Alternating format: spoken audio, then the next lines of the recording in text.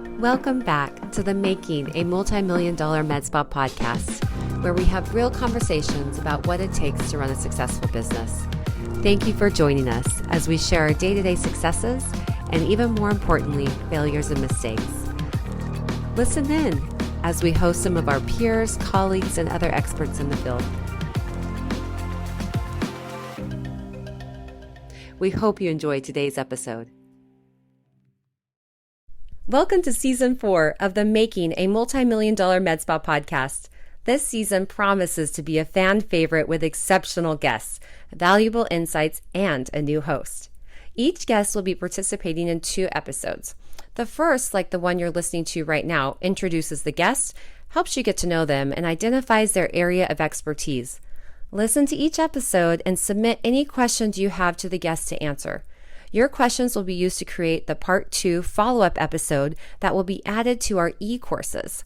Questions can be submitted through Instagram, via email, or at the link in our show notes. We hope you'll join us and share some of your questions along the way. Now on to the episode. All right. Here we are with Jason Pozner today for the Making of a Multi-Million-Dollar Med Spa. We certainly hope that happens to all of you that are listening. I have known Jason for a long, long time, and I'm not sure exactly how long, but as long as I can remember lasers, I can remember Jason. And I'm happy to say that over the course of my career, with every year, especially over, I'd say, the last 10 years, Jason and I have gotten to be closer and closer friends, spent much more time together. And but I just love these podcasts today, Jason. This is a very self-serving thing because I can tell you that I think I learned more from these interviewing the greatest experts and minds in technology in the world, which is certainly you. I gained so much more than it's so much better than going and reading a bunch of papers. So, Jason, it's just great to have you today. Jason is one of the leading, he's one of the hardest working guys, the busiest guys I know. We're going to learn a lot more about him. I don't know a whole lot about some of the things I'm going to ask. So I'm really excited about that. So Jason, you've done as much in laser as anybody I know in the last 20 years, from a research side, from a clinical side, teaching. So I'm just super happy to have you today. Thank you so much, Jay, for having me on. I really appreciate the accolades, and it's way too much for me. Well, and I don't like to hear any of that stuff. I'm just a plastic surgeon in Florida, and you and I both like to work hard because probably don't know any better. Yeah, that's true. That's true. But the reason I agreed with Kathy to do this is because one, I guess you and I both never met a stage or a microphone we didn't like. But the point is, really more than that is, I don't see a lot of these where we're really trying to figure out, who is Jason? They read your articles, they see you on stage, they know you're fun, they know you work hard. But I'd really like to go, hey, what makes him tick? Can I trust him? And they do, but why? So I'm going to start just really right from the start, if you don't mind. Tell me a little bit. Ask away. Yeah, where did you grow up? What was your childhood like? Tell me a little bit about that. So I think a really very kind of traditional type of childhood. So I grew up in New Jersey. Don't hate me for it. I saw the light. I moved to Florida. So I'm a Floridian essentially, but I grew up in northern New Jersey, which is basically Fort Lee, which is a suburb of New York City.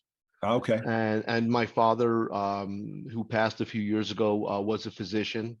And he was an internist, and he did general practice, and he did about half general practice and then about half weight loss medicine, which his kind of claim is, he said that in the 60s he helped a couple of loudmouth women lose weight, and that was it for his practice. I see.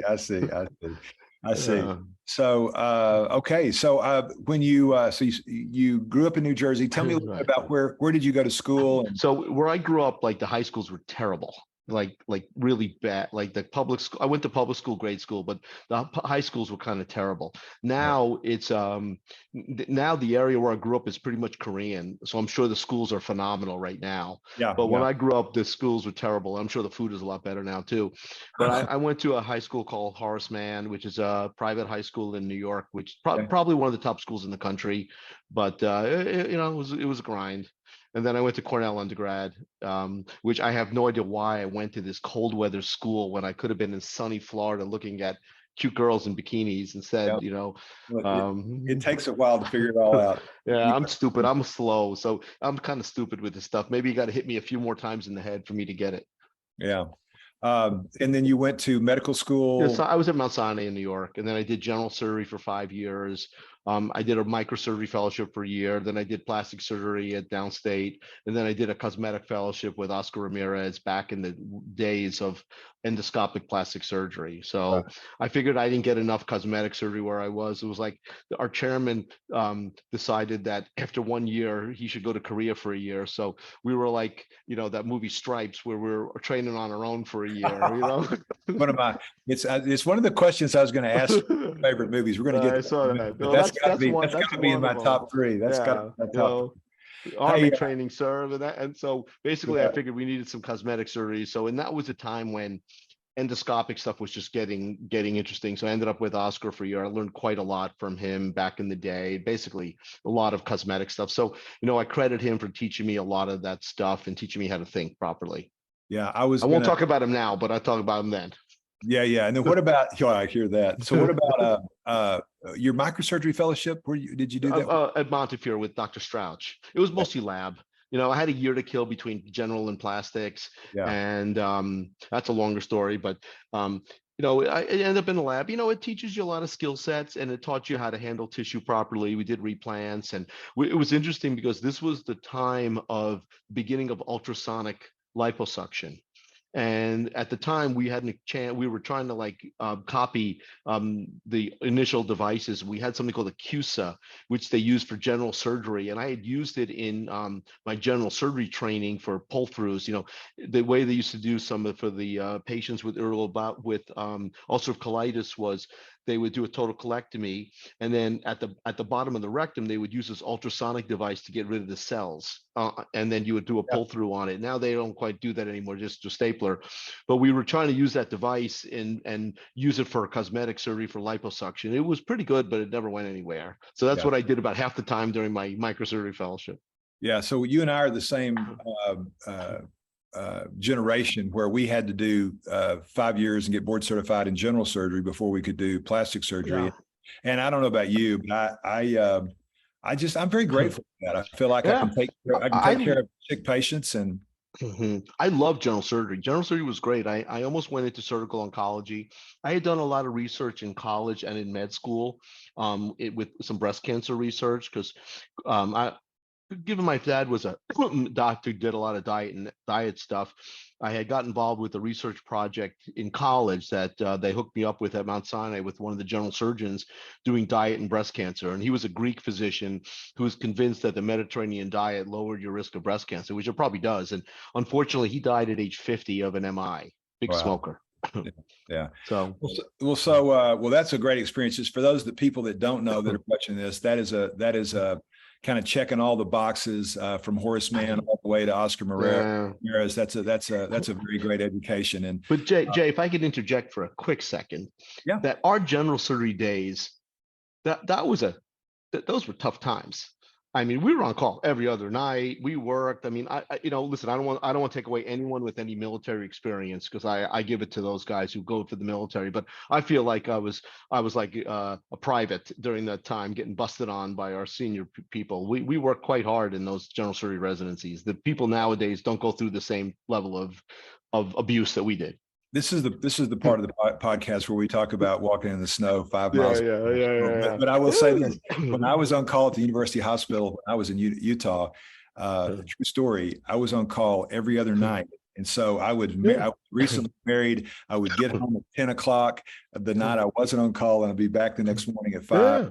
And the weekends, we used to go in Saturday morning about 8, and we would leave Monday evening at about 6.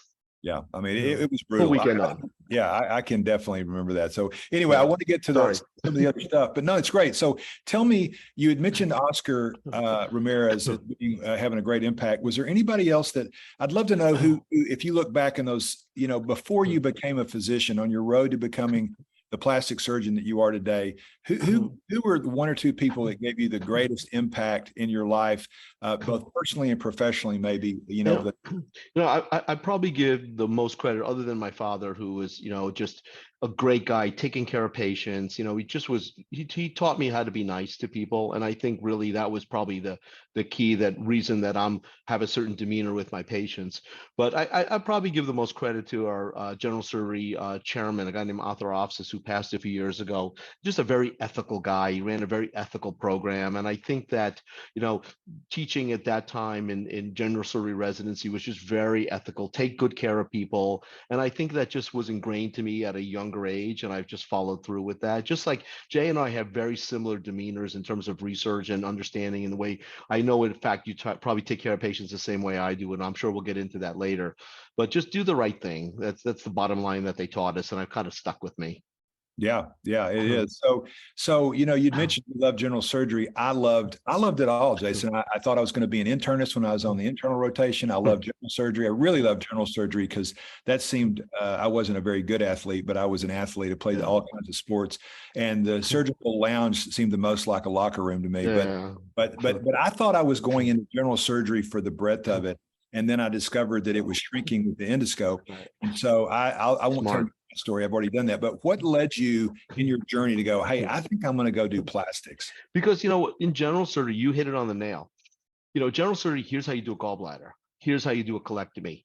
There was one way to do everything, and it was just a bunch of steps, and that was it. And there wasn't much room for creativity.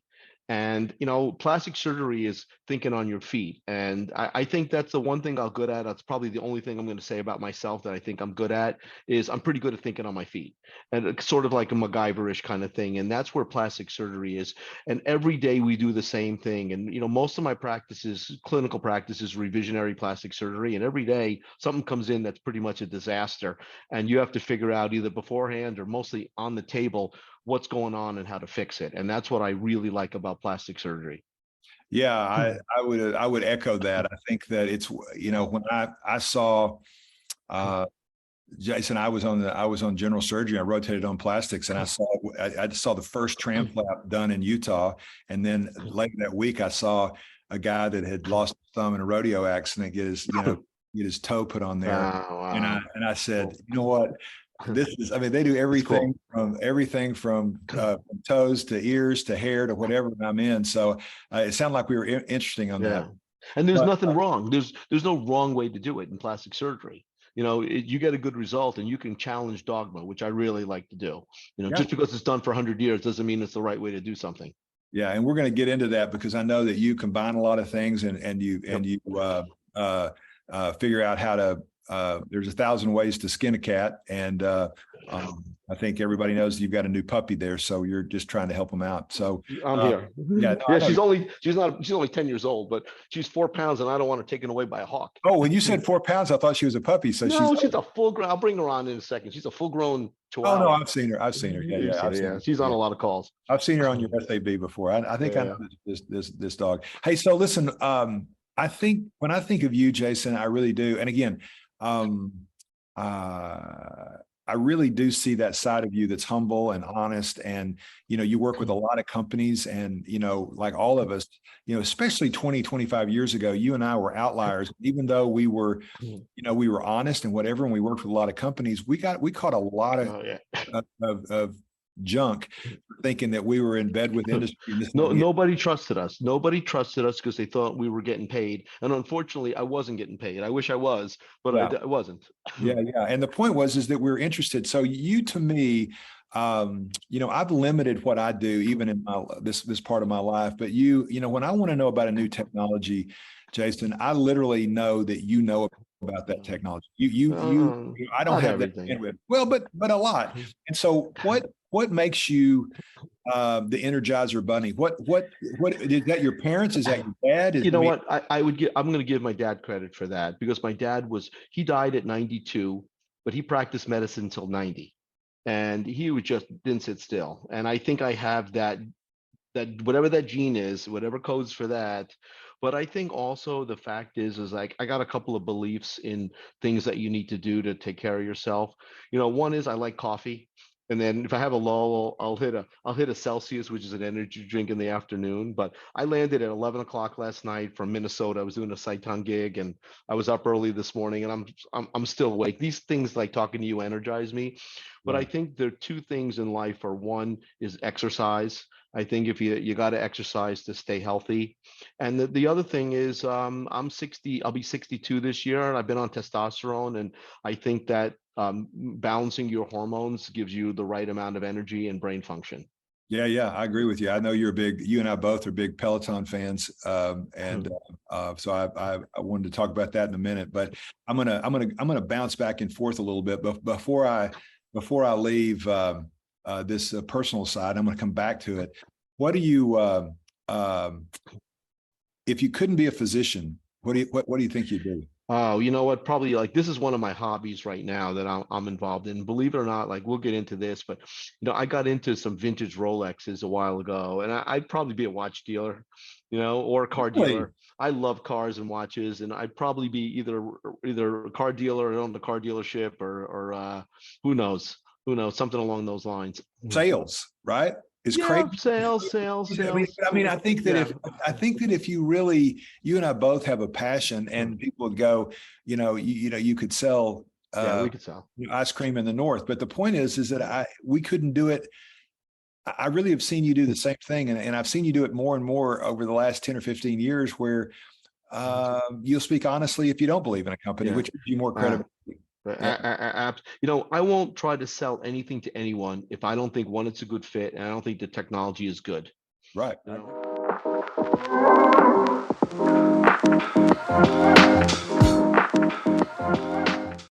Hey listeners, don't forget to submit your questions for the second part of this series. All of your questions will be answered by the guests on the second part of their episode. Okay, get back to listening.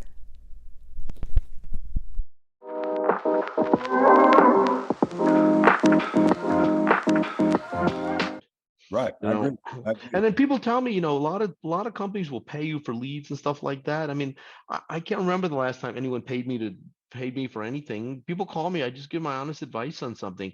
And the greatest reward is like it happened to me this weekend. I trained some guy in laser servicing, and he said, I'm so happy with your settings and things like that. I'm making a lot of money and the patients are happy. I'm like, Yeah. that's a great reward when people come to you and say, I took your preceptorship years ago, and it's been successful since then. That's awesome. I feel the same way. It's better than calling me an idiot. You made me buy something, and I lost a lot of money on it, and my wife divorced me, and my kids won't talk to me. Yeah, I agree. I tell people, you've heard me say it before, is that, my first loyalty when I speak is the people in the audience, because I know where you're going to be in the same place and the same meetings every year. These industry people may be working with the competitors next year. Oh, absolutely. I always meet these people. I don't remember their names. I'm like, okay, I got your name now. What company do you work for again? Where did you switch 5 times since I met you last?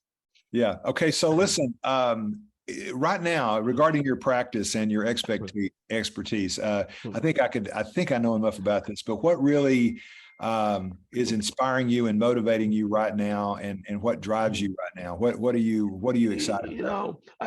In terms of practice, I think I'm on a hamster wheel and I just can't get off. I think that's sort of like my fact in life. So I go to work every day, I do the same stuff, and it's still interesting. I like a break here and there, but I like intellectual challenges, and last week I had a girl who was kind of messed up boobs, and it was probably the most interesting case I've had in a while. And it was just something super interesting. And I was thinking about that, and that kind of got me going a little bit, rather than the routine, something a little bit more routine like a lipo or something like that. So I like challenging cases now, and I think that's where my career path has changed over the last number of years. I do a lot of secondary stuff. So how much plastic surgery do you do, and how much? I think most of the people watching this, coming in through the Mint channel and things like that, I think that they're probably looking at, they see you only as a laser surgeon. Yeah, absolutely. I do far more surgery than I do laser stuff. I always say lasers are my intellectual and research interest, and I make my living doing plastic surgery. So I operate 3 full days a week. I do 2 to 3 general anesthesia cases on those days, and a bunch of locals. I probably do around 15 cases a week. of which, 6 to 8 are usually general anesthesia cases. Some big, some smaller, depends on the cases, but pretty much the same stuff that you've done in your whole life. Yeah. But I would say 50% of what I do is, or more, is secondary breast. Really Okay. messed up, really messed capsules, old, Yeah. And then one or two, sorry. no, I'm sorry. And you'll do laser cases on those other 2 days, Well, no. What I actually do is, it's very interesting. So, and I do maybe a face or two a week. Probably almost every face gets a laser at the same time. So I have 2 rooms in my office. One's a regular quad A OR, and the other one's a minor room. So what they usually have me do is I'll do a surgery case. When I'm done with the surgery case, they have the patient waiting for me in the minor room, and I'll do a Moxie, a Halo, a BBL, a Hero, something like that. Then I'll go do another general anesthesia case, and I go back I go back and forth between the 2 rooms. So I'm very efficient time-wise that way, and I knock off some laser cases in between these other cases. All right. So you are really, I want people, the part of the things I wanted people to know is, who is Jason and where is his real expertise? I think they can see that they can trust you and everything, but I would want to point out one thing that I don't hear very often. I don't know, Jason, very many plastic surgeons that will actually do a big case and then come in and do a Moxie. All the time. And you do it all the time. And I'd say that well, I know it's easy, but not many plastic surgeons do that. And so, it's funny because I don't think that. I don't think anything of it. It's just like, okay, listen, I just do what the girls tell me to do. That's what you do later in life. You have no life. They tell you go in room 5 and do a Moxie. Okay. No, I know. I have I call them my harem. I have many wives. I only sleep with one of them, but for 45 years. But anyway, that's what I agree with. But I don't do. The point is, if someone tells me, even in my preceptorship, look, I do laser resurfacing and contouring, the aggressive stuff all day long. But I don't really have the time, nor do I do the Moxie and the other stuff. You don't either, but you find the time to do it. So I just want people to listen, that if you tell them what the settings are, things like that, I do them because you do them. And I do them. I really do them. And then, the thing is, you have to understand from a business perspective, and we're on a multi-million-dollar, Medspa call right now. Yeah. A Moxie, we charge $700 for that or something like that at a tip cost of $50. It takes 8 minutes. Okay. And I'm not saying I got to go photograph, prepare the patient. I walk into the room and I look at the patient, I hit the settings, and I'm out of there in 10 minutes. So I think it's a good ROI that my time is spent in that other room doing a little case rather than sitting in the kitchen drinking another cup of coffee.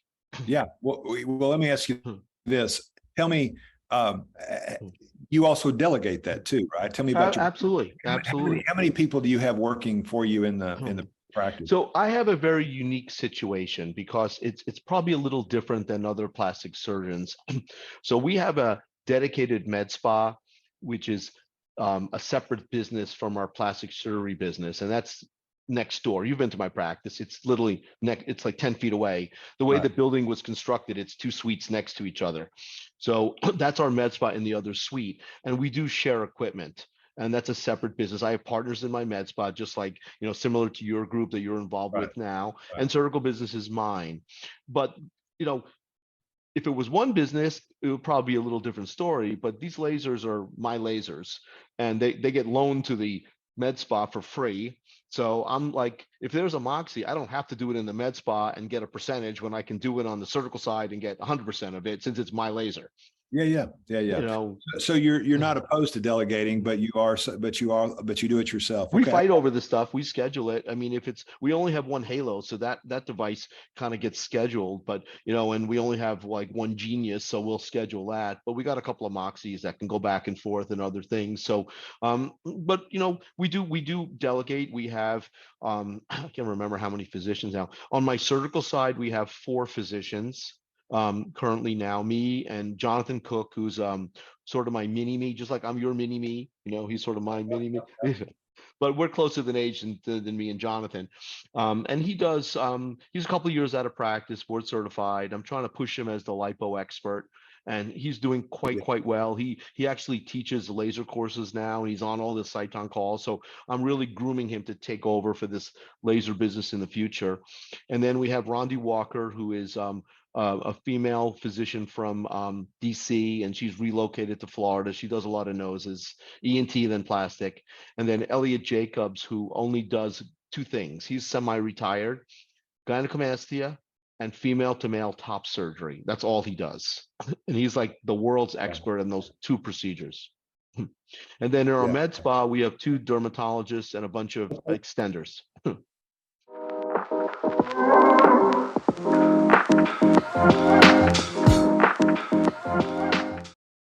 Calling all aesthetic professionals. Get ready to boost your clinic's success with the Mint Aesthetics Management and Marketing Group Training event.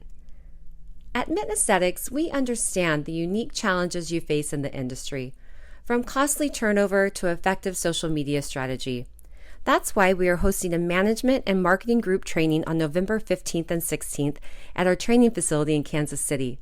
This event is designed to benefit your clinic, team, and clients. On day one, we'll be sharing the secrets to improved management processes that will streamline your clinic's operation. You'll hear from our own management team to see how they identify needs, adapt strategies to align with their role. Imagine a clinic that operates under one aligned ideal, providing guidance for your whole team and saving you time and resources. Day two focuses on marketing, how to make it easy, what works and what doesn't, and making the most of social media. This training will equip you with the tools to attract and retain more clients, making your clinic thrive. We are confident that this training will be incredibly helpful in providing the right tactics and processes to support your clinic's growth. Don't miss the Mint Aesthetics Management and Marketing Group Training event on November 15th and 16th. Ready to unlock the benefits for your clinic? Give us a call at 913-338-2553 or visit mintaesthetics.com to register through our group training page. Elevate your clinic success with Mint Aesthetics and join us to find where management excellence and marketing mastery come together.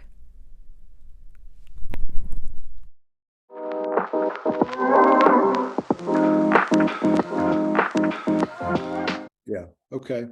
All right. Well, I'm going to ask you something that I can't ask everybody because a lot of the physicians, we can talk about theory, and I can talk about why Halo is better than what I think some of the other technologies are Hero or whatever. But what I'd like to know as a physician who has incredible expertise to do a Moxie or a Halo or a Hero, I'd love for you to tell me, because you're an experienced surgeon and you're doing these laser treatments that a lot of estheticians, extenders, and those kind of people do. From your perspective, what would you want them to know? What is a pearl or a tip that you've learned as a physician that does this, I think is unique, to tell other people that they might do? Do you have any pearls like that for these? Jay, there's only one pearl that makes it worthwhile. And this is a really simple thing, and you're probably pitching me this softball because you want me to say it. Is, as a plastic surgeon, we have a lot to offer these patients. You're putting me in front of this patient for 10 minutes where they have no choice but to sit there and listen to me talk. So we get to talk about lots of stuff. We could talk about their eyelids, their facelift, their boob job, their tummy tucks. And it's a great sales opportunity to have them in front of me, even if they're all sucking on some Pronox. Yeah, I got you. Okay. All right. Fair enough. So what is something you're working on? Let me ask you this. Okay. Over your career, you've done a lot of things, and we've been on several advisory boards together, and we may have the same answer to this, but I would just think, what are one or two of your favorite technologies over the last 20 years that you're the most proud of being a part of and help bring to market? And, because on these STB people out there, they need to know that what we do is we get these ideas and sometimes on a table napkin back in the, late 90s or 2000s, early 2000s. And we get to sit down with the best minds, people smarter than ourselves, and we get down there and figure out how to make this work. So I have mine, but what about yours? So it's pretty funny that, I just remember I was sitting with Dan Negus, okay, one of the co-founders of Sciton. And we were sitting in the hotel. It was probably going to VCS, and we're sitting at the bar of the hotel next to the Bellagio, and we wrote out the roadmap for Saiton's new product development on a napkin, over the course of an hour. And that was kind of like how we develop these things. And it is exactly like you think. It gets better with beers or Yeah. cocktails. You get a lot more creative. But Yeah. the one thing is that people don't understand on this call is that Jay and I, and I'll throw us a little ego boost here. Jay and I probably have the largest experience with resurfacing in the world at this point. If you ask me, I would say you and I probably, if not maybe there's someone somewhere doing more than we do, but pretty much doing and teaching and understanding, especially erbium resurfacing, we're probably the two experts in the world doing this procedure. Yet patients don't know this. Some of our peers know this, but probably people don't know this. Wouldn't you say? I mean, I know you're about as egocentric as I am. Not too much. I'd say that's true. I talked to somebody the other day, and they were. It was funny. Out there, like one of my residents has been out 10 years, and I won't even tell you how many years older I am, and I do feel like we have the most experience. We teach. You and I both have probably the leading 2 preceptorships in the country, and they're all sold out all the time. And that it's been thousands fun. and thousands, thousands and thousands of cases. So probably that's my favorite, thing. I didn't develop that, but that's probably my favorite thing to do. Probably I would tell you that the greatest accomplishment to date, and there's always tomorrow, is probably Hero. That this is what we did during COVID. And it was pretty funny because Doug Carroll, one of the product development guys at Saiton, in 2013 or 14, treated his mother-in-law or stepmom, one of the two's arm with IPL in motion, and was doing this. And then he said, "Hey, Jason, look at this. This is pretty cool." And then I kind of bugged him a little bit. And then fast forward about 4 years later, I was the only one playing with it. He had moved on to his next project, whatever that might be. So I was playing with it, and I enjoyed this. This was really fun. And I was like, I would use the Zimmer chiller. I would play with the settings. I was having fun. And then during COVID, I had a lot of time on my hands, and I cannot sit still if you haven't figured that out. So I'd go to the office and I got to collate my slides. And I started to send the pictures to Saiton, and I'm like, holy cow, this thing works. I've never seen results like this for one treatment. And then Rob Brindley, the VP of sales at Saiton, said he pushed them into developing it. And that's kind of the story about how Hero, high energy rapid output, got pushed to market. But it couldn't have happened without Scott Davenport and Dan Negus. Scott's the one who redesigned the handpiece, because the problem is the older cooling system couldn't keep up with the rapid fire. And he redesigned the cooling system to keep up with the rapid fire of Hero. And everyone who has ever touched the Saiton in the last couple of years, they don't even stamp anymore. We just use Hero, and it's become just part of it. So I guess to date, that's probably my greatest kind of thing that I was a part of. Well, I think it's a huge advantage. And one of the things, when I do my preceptorships, I just had one this last weekend, Saturday. Your ears should be ringing. And so when I talk about the ways you can use the contour, I say there's micro peels of 5, 10, 20, 30, 40, 50, 60, whatever, 70. And then, intraepidermal. And I said, so I didn't know you well back then. And you owned that market. You owned the micro laser market, and you wrote some stuff and you showed some pictures that, quite honestly, I don't know that I've ever told you this. I probably have, but I just really question whether you were a truthful man, because you're so impressive. So what I do is I use that as a lead out, and I'd say, Jason Pozner was very honest. So here's what I didn't understand. My naivete was that Oranger really showed that the intraepidermal injury creates cytokines that drive into the dermis and change things. So these little micro treatments were super effective. Now I'm curious. I said, I don't know if Jason's doing them at all anymore, because with Moxie and Hero, I don't have to, right? The funny thing is, Robbie wants us to reintroduce them, because there's a laser called, what's the name of it?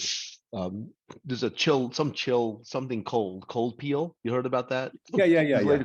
Cold peel is not cold. There's nothing cold about cold peel at all. And he's like, we own that term. We trademarked that term. So we're trying to bring back Arctic peel, which, forget the face.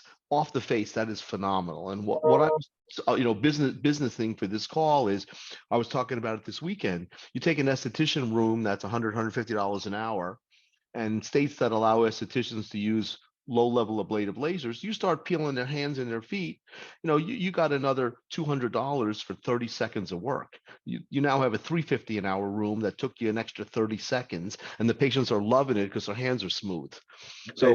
So I'm going to stop you right there for a second. I want to know a little bit more about it. This is where I'm learning now, Jason, because it always tell me where the safety margin is there. Because, if you ablate below the jawline on the body, everybody out there that's listening, I'm sure you'll agree with me, be careful. So give us some guidelines on how you do that and how you do it safely. So the question is, what's safe and what's a pain in the neck recovery time? That's what's safe. So I always said under the jaw and the neck, 25 microns. I've gone up to 50. No problem with 50, but you might have a little bit more longer recovery. I don't like more than 50 microns full field on the neck, non-fractional on the neck. But on the face, you could probably get to 25 microns. But I'm telling you nowadays, I'm doing 10 microns, 8 microns. And I think for estheticians doing this to really get light peel, 6, 8 microns. But you got to do it monthly. That orange article of this intraepidermal injury, it doesn't make any sense because you're not even through the stratum corneum. But the patients love this thing, and in Florida, our estheticians are not allowed to do this. But in Texas, I think it's a different story. I mean, what harm can happen from a 6 micron peel to your hands? Absolutely nothing. Super safe. And you're saying that you see some nice results with that in the patient's life? The patient's skin is smoother. That's the thing. Think about it. Okay, let's think about this logically. Microdermabrasion is huge, right? Yeah. Microdermabrasion is a full field injury, non-fractional. It's 1 to 3 microns of damage. That's what you're getting from a microdermabrasion, 1 to 3 microns. You're getting 8 microns. You're getting 3 to 4 times the damage, up to 8 times the damage of a microdermabrasion in a light laser peel. Right. So this is something that, and with cold air, you don't feel it. You don't feel anything. Yeah. Well, I think that's really I think that's a pearl. I hope people pick up on how to expand in their practice.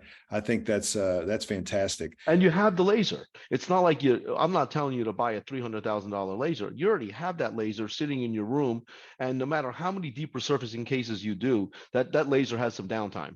Right. And this is not a Cyton webinar. You and I both have worked with them for a long time, and we really love their lasers. And I think we're biased only because we use them every day and they make sense. And you and I could pick any laser in the world, and that's what we choose right now. And if there's one better, you and I'll be working on that one in the future. So I'm gonna ask you a couple of things. I've got some things on here I wanted to ask you. I really want to get. I really would love to ask you about you had said I'd ask you a little bit about pearls, but in terms of any device, whatever, what do you think are I'm trying to get people who are listening to this to say, hey, I'm going to write this down. I think they just heard one about micro laser peels and its value. But any other pearls that you might have with Hero or Moxie Halo, Contour, ProFrac, what are some things that you think are really important to optimize results? I think the thing is, one of the things that Cyton's pushing, which I'm a firm believer in, is stackable treatments. That, and I don't believe there's one way to do anything. Like I was talking this weekend, take a Halo where you're using both 1470 and erbium, shut off the erbium, just do 1470 and then run a micropeel on top of it. So instead of getting 20 microns at 18 or 20% density, you're going to do 20 microns at 100% density, and you're punching some non-ablative holes in. Stack your treatments.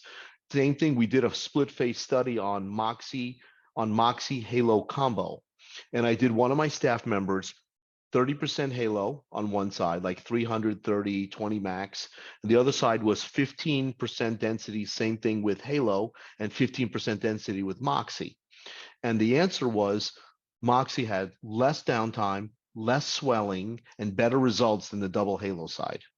And Chris Robb, who's way smarter than me, I talked about this weekend on a panel. He said, yeah, because you put in much less energy on the Moxie side, and that's why you had a lot less downtime. So these stackable treatments, some of you already have, are giving us better results than we used to get with more aggressive things.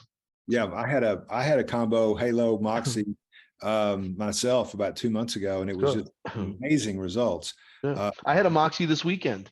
I did Yeah. Chris did me.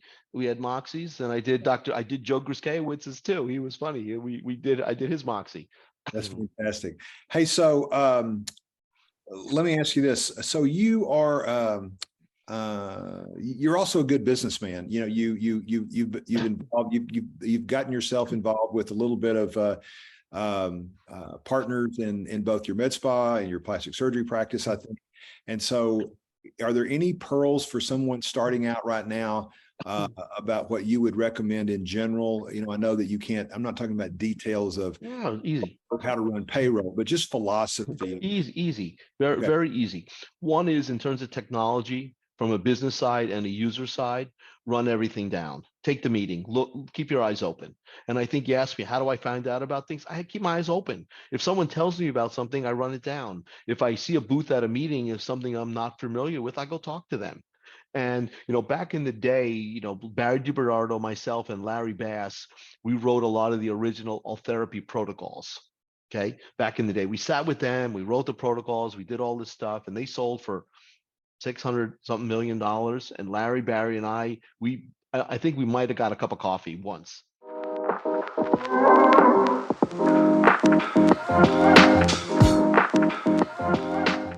For listening to the Making a Multi-Million-Dollar Medspa podcast. We are honored to have the opportunity to support your practice.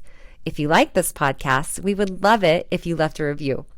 Ratings and reviews allow more practices and industry professionals to find us. If this episode has inspired you, share it with a friend. Together, we can empower our community through continuous learning. We truly value your support of the podcast.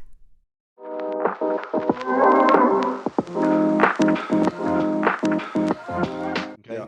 So I've learned my lesson from them. I'm not the smartest person in the world, but I'm not stupid enough I try not to do the same mistake twice. So from a business perspective, I try to work with the companies, and if I'm going to put some sweat equity in, I like to either get some stock options, or a lot of times I'll invest my own money in them. And I have a lot of money invested in different technologies, and hopefully some of them will make money. Right. Well, I think that's the couple of different philosophies. Some people just sit back and they're very busy and they've got other priorities, and everybody's priorities, there's no judgment, right? They can do whatever they want to do. But I do believe that you answered one of my questions I asked you earlier, and that is you're so personable and you're so inquisitive that you go and check out every single thing. I think that's a difference between you and I, is that I want to know about it, but I want to read about the technology, because there's certain technologies that if it doesn't make sense, I'm trying to figure out what not to waste my time on. Right. Yeah. Well, you're smarter than me. You'll probably waste less time. I waste more time. No, that's, you just answered the question. Well, I'll tell you one thing. Is like soft waves. Like, for example, we had a radio frequency microneedling. It was doing what we needed to do. How many technologies? Sometimes a company will catch me just in a time where I just can't take on anything more. And then soft waves is coming in this week. I'm going to take a look at it. So guess what about soft waves? Since you brought that up, and we did not plan this, right? Right. So you know what I did this afternoon? No. Soft waves. Good for you. This afternoon, I had some time because, look, I have no hair. I can't hide facelift scars, and I'm trying to get rid of these jowls. I've done 4 Elacors, which I think tightened a bit. But I was with Lou, the CEO of Soft Waves. He says, "Why don't you try Soft Waves?" I said, "I did that 3 years ago when it first came out." He goes, "Give it another whirl." So I did a little Kybella here, and I did a Soft Waves treatment. As you can see, there's no downtime from that. That technology makes sense to me. It does, because back in the day with Ultherapy, we were off. We were trying to tighten the platysma muscle or the fascia over the platysma rather than tighten the skin. And this device is focused into the skin at 1.5 millimeters. Now, we learned a lot about skin thickness over the last few years because Saiton sent Barry and I a ultrasound device that measures skin thickness. So we started measuring skin thickness on everybody for a while. And your face is not as thick as you think it is. 2.5 millimeters or so. So that 1.5 sweet spot is right in the middle of the dermis. Yeah, well, I think that's great, but that's a really good pearl for me to maybe start a few more booths than I have been lately. But hey, so let me ask you this: when you're over the course of your practice, what do you think is the most difficult condition to treat? I'm not talking about plastic surgery. Let's focus on non-surgical stuff for a few minutes. And what's the hardest thing you treat? I think I know. Yeah. Melasma. I can't stand it. I'm not a dermatologist. They ask me this stuff, and I'm like, I'll give you first line therapy. After that, you got to go see our dermatologist. Maybe get some oral tranexamic acid. And then I start talking to Chris, and he talks about dermal melasma and this is. I'm like, this is beyond me. Yeah, I agree. Maybe when I was younger and had hair, I could learn about this stuff. That's a good segue though, because for me, I was I still think melasma, and I think acne scarring. Yeah, I would put up there as well. But we're doing better with that. I mean, I got to tell you, acne scarring, sorry to interject there, but I think that following Chris Robb and Sharif Ibrahim's settings for Halo for acne scars has changed our life. I mean, we went from doing profractional, which was to microneedling radio frequency, which was better, to these aggressive Halo settings of Sharif's, like 640, 100 max. They look unbelievable. I've never thought we could accomplish these kind of results that we're getting. So are you combining that on the acne scarring with Moxie as well? Yeah, I mean, I think at some point, but in general, just a straight Halo, like aggressive Halo, and this is where my associate's been doing most of these, but I've been looking at his pictures, and they are world class. I mean, and they're as good as Sharif's. We just followed Sharif's settings, and Sharif and Chris kind of co-developed this, so I'm going to give them both credit. Yeah, they are. They're phenomenal. I've seen Sharif's talks. They're really, really great. Again, very much like what I thought about that you 20 years ago. Like, proof of the pudding's in the eating. And when we can produce the same results that he can doing this thing in 1 to 2 sessions, it's just like Hero. Who would have thought that one session of Hero on the chest could give you a result that was amazing? No, I agree. And we've all done it. I see these ones that they post on Instagram, and every time I see one, I'm like, "Way to go, girl!" Because most of them. I give you credit for entertaining all of the KOL monthly meetings during COVID and getting us all excited about Hero. That was fun. But the thing that the laser that really has shocked me, the unsung hero that has become the Cinderella story, really the girl that couldn't go to the dance, but then once they got there was the star. It's Moxie. Oh yeah, 100%. It just shocked me because that came out of nowhere. We use that. We combine it with every radio frequency, almost every Halo, Hero. We're combining it with we're stacking everything. Of course, I'm being mercenary, call it skin life. But the point is, it's the thing kind of stacking. But that has helped me with my melasma. I use Jill's protocol with the icing and the steroid, and that has really helped us a lot. I'll give you a little pearl on Moxie. And Chris and I were talking about it, and Sharif were on the same panel this week, and we all came up with the same thing. Everyone thinks that to get the best results out of Moxie, you got to max it out. I don't think you need to max it out at all. I think the low settings, most of that pigment's sitting at 100, 120 microns, and that's 5 millijoules. That's the lowest setting with Moxie at 5 millijoules. That's what you're getting to. I don't think you need to go much deeper. So my sweet spot setting is 7.5, 15. I love that setting. And Chris and Sharif both have the same thing. They all love that setting. Great. Well, that's a great thing. What has been I don't know if this is a fair question, so if it resonates, fine. It's all fair. But in terms of the time you started with your expectations of your practice, when did you start practice? 20 years ago, 25 years ago? Yeah, 25. I finished my fellowship in 96. So, 27, 26 years. I've been in Florida since 97, and I always consider my own practice. I opened in 2000. So I've kind of bounced around and did some stuff. So I'll give you 23 years at the same location. Before that, I didn't know what I was doing. Oh, that sounds good. But if you look back now, where you are now, what would have been your biggest surprise or to know what you're doing now, what you've accomplished, whatever? What's been a surprise to you? I think that one, everything's mainstream now, and that the patients that coming into the practice now are from all walks of life and all colors, and we have to be very adept at treating all skin types. And for a med spa, I think people need to understand that med spas are becoming colorblind, that people from all walks of life and all colors are coming in, and you need to be able to take care of every skin color.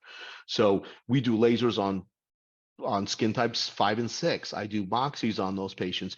We do resurfacing on type 4 Hispanic patients, and Asian patients might be a little different, but across the board, we treat everybody. Recovery times have gotten faster in surgery. We do a lot more local anesthesia surgeries now. 1/3 of my surgical revenues are local anesthesia cases now. Every day there's a couple of locals on there, little stuff, but people, small area lipos where they go back to the gym in 2 days. So quick recovery, better results in all across the board. Yeah, there's just, I mean, I asked that question for you, but as you're answering it, I'm thinking about it myself. And Jason, I think the thing that got me is like, when resurfacing came out in 95 and, you and I were, all over Cosmo and Lure and the whole thing. And then in 2000, the same riders that they thought loved us, they were cutting their knees out from under us because they were getting scars and whatever. So there was this whole thing, and there was a whole lot of non-surgical when it really took off was then. And really the problem was that very little of it was very good then. Oh, terrible. Enlight. We were talking about that. Oh my God. And Enlight laser had, I always say, there's lots of devices from our past that had beautiful histology and zero clinical results. Exactly. And then the IPLs, the first IPL was photoderm, right? The nickname for that was photoburn. Right. Right. Exactly. No, it was crazy. Then cruel touch. Yeah, cruel touch. Right. That was what we did is, and I heard authors, I really was disheartened because you and I both are at our core, we're plastic surgeons. We want real results. It's why we went into surgery. And so we were stacking back then. You'd add Enlight and pulse style laser, cruel touch. And the problem was the reason that stacking got a bad name was 0 + 0 + 0 equals 0.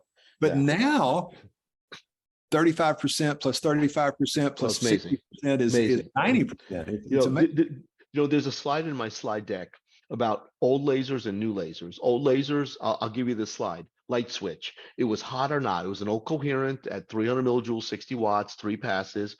But nowadays you have a rheostat. I can turn it down, I can turn it up, and the results from the low-level stuff is truly amazing. Yeah. So I just think the lasers and the technology of not just lasers, but technologies across the board are really at the best place we've ever been at. And so although that's good, I would tell you there's a lot of people that don't have the experience. And this is not judgmental. You and I both. You can be judgmental. We're having fun. No. Jason, you and I would teach anybody, right? If you're interested in it, it's not rocket science. It's not I'm not teaching you to do a breast reduction or a free flap. It's laser technology, but it is worth knowing that these lasers now are getting, this new device, this Derma V from Lutronic. It's like driving a Ferrari. You've got all these different bells and whistles. And so I think that there's a responsibility that they really need to get trained and make sure that they're so good now that you know how to use them, because there's the good news is they work, and the bad news is they work. So you better use them well. Hey, so listen, what is the hardest lesson you ever learned?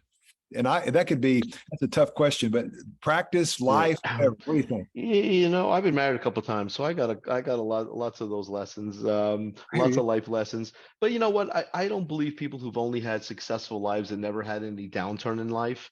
I always say I never learned anything from anything I ever did well. I only learned from problems and mistakes that we made. Right. So I think it's cumulative knowledge over time. I think the biggest problem is both you and I want to make patients happy, and that's our goal in life, to have successful results and successful patients. But I think I've learned over time is you just can't make everybody happy all the time, and there's a lot of crazies out there. So we just do the best we can every day, and if you keep striving to do the best, that's the best you can do. All right, so I'm going to ask you one more clinical thing, and then we're going to go back to personal and head to the barn here. But what are you working on right now one thing, two things that you're the most excited about for the future. Well, there's a couple of. You can't break an NDA. I got that. But I know. We got a couple secret. There's a couple secret things coming out, and there's some things I can talk about. So, on Cyton end, one of the things I'm playing with, this is public knowledge. I'm talking about this at controversies.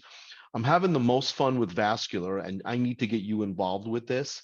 Is I'm using a vein light to map facial veins prior to treatment, and I think it'll be very helpful with port wine stains and other things, because I was on a call with Cyton and they're talking about how you need multiple treatments to get rid of these veins, and I'm like, that makes no sense to me. If you kill a vein, why is it coming back?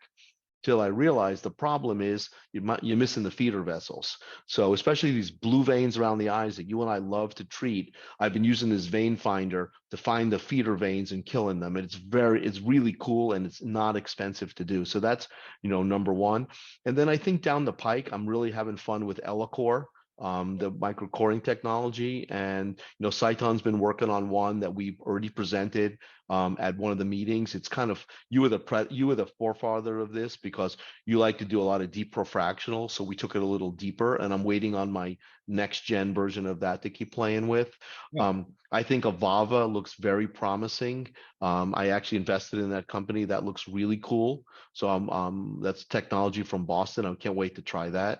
Tell the listeners a little bit about that, just in 30 seconds. So Avava is a kind of a newfangled non-ablative fractional laser. Okay. And the results in the slide decks that I've seen that I can't really talk about look really impressive. Okay. All right. Well, good. We know that you'll be at the forefront of a lot of stuff for years to come. So thank you. So let me ask you this. So you mentioned, I'm going to go back to your personal thing and close it down, but you said your favorite hobby is old watches. Is that what you said? Well, that's one of the hot things. I like old Rolexes from the 60s and 70s, because it's kind of crazy. You're learning a whole new language with this. And it's very minute. Like the bands are certain this, and there's date codes, and the dials are different, and it's kind of cool stuff. But I've learned a lot through a good buddy of mine who lives in Dallas, who's a former Secret Service agent. So he's taught me well over the last few years. I don't know if you've met him along the way, but he's a pretty cool guy.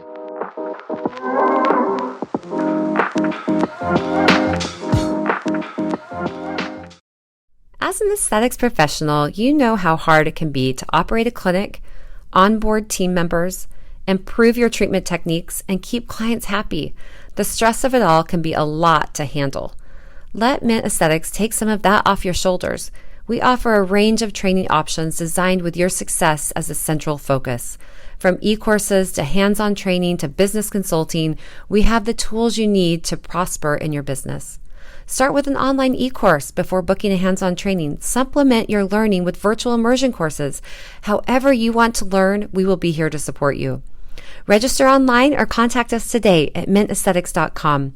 Don't get overwhelmed. Get serious about your success. Get Mint trained.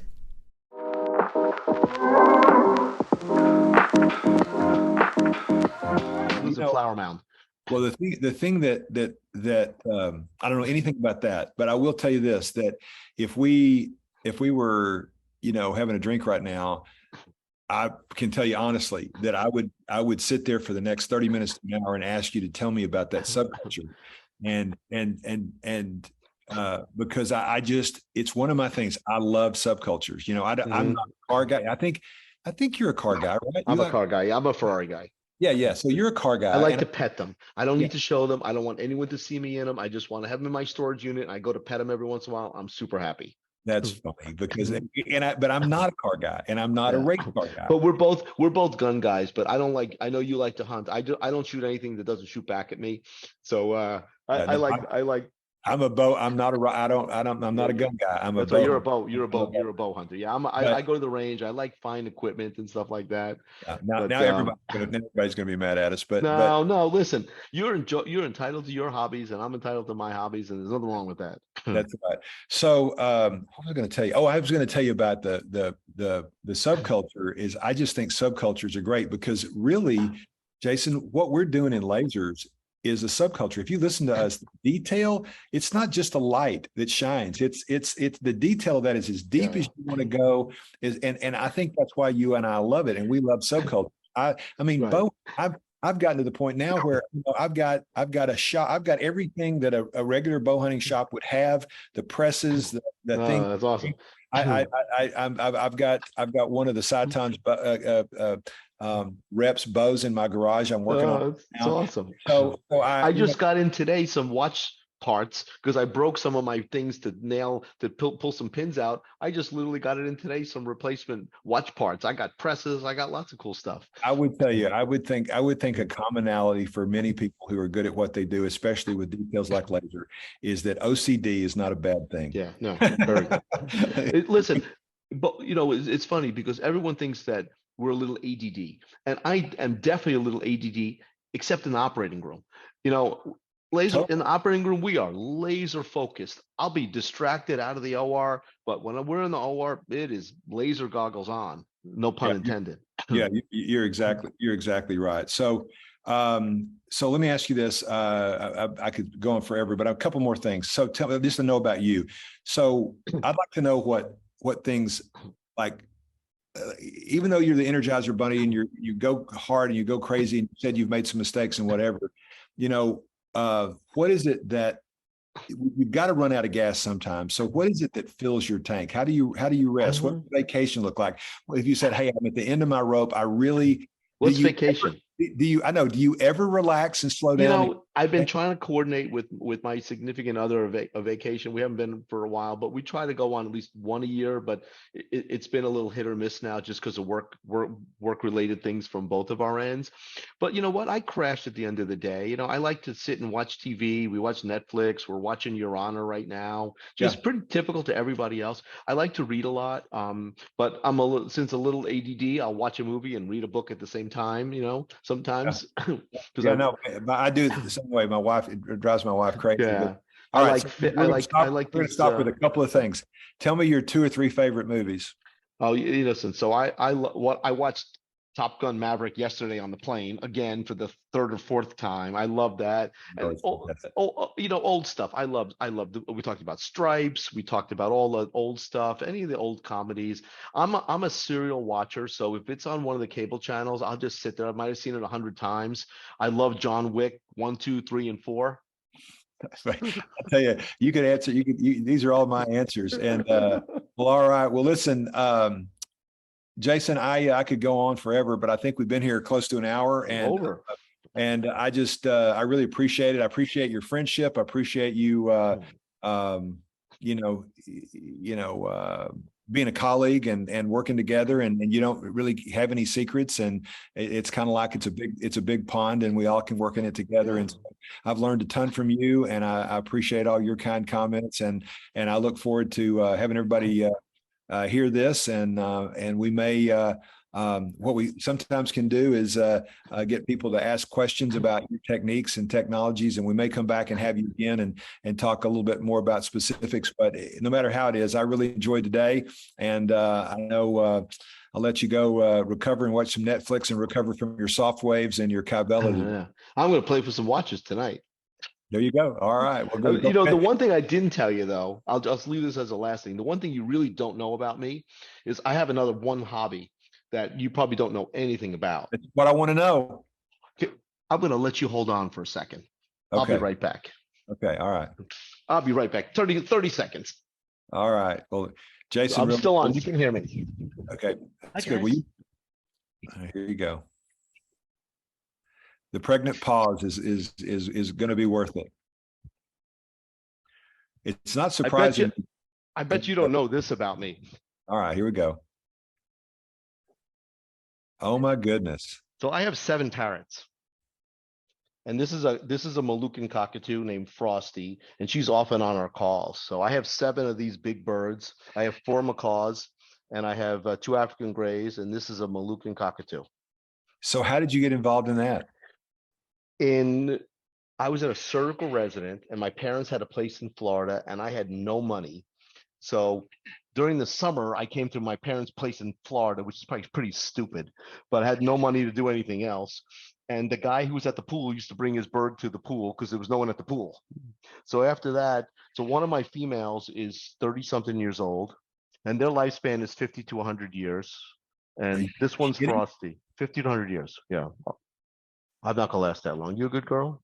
Frosty. This is Frosty. So some of these birds could outlast you. Oh, absolutely. They have to be in your will. So some of the other ones are. This is the friendliest one, but Well, you saved the best part for last. I had no idea. That's fantastic. Now I can talk to you about watches and birds when we get. she's a good girl. I can't show them to Grant because Grant tried to shoot him. Wow, that's funny.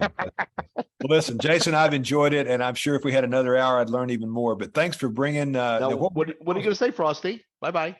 All right, bye, Frosty. Bye bye. All right, take care. All right, see you later. Bye bye. Bye bye. Bye bye. That's the bird. That's fantastic. Good bird. Oh, all right. Bye, guys. Right, thanks. I think Kathy may jump back on. Thanks for listening to today's episode. We would love it if you left a review to help other providers and clinics find us. Also, if you want more information about anything we discussed in this episode, check out our show notes.